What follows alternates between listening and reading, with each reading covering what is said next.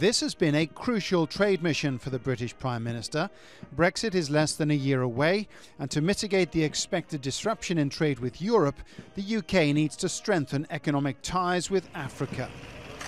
Links which have been allowed to decline in recent years. In 2001, the UK provided 10% of Kenya's imports. Last year, the figure was barely 2%. Analysts say Theresa May's raft of technology partnership and investment initiatives comes not a minute too soon. Because there's huge amount of investments from China and even from the United States. The largest private equity firms from the United States are investing in Africa at this point of time.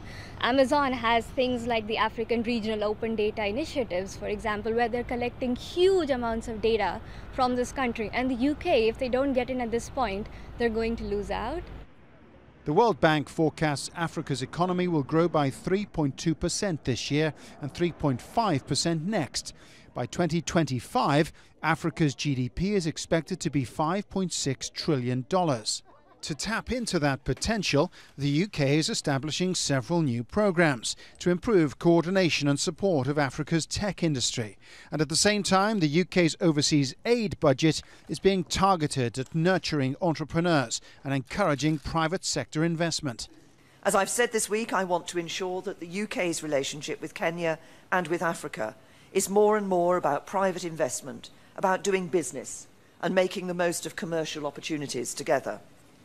Here, as elsewhere in the continent, we're using our aid and our investment partnerships to lift countries out of poverty, spread stability and create jobs and prosperity for the future. Corruption is a problem estimated to result in more than $50 billion of assets flowing out of Africa every year. On Thursday, Theresa May promised that any corrupt funds originating from Kenya and seized in the UK would be repaid to Nairobi.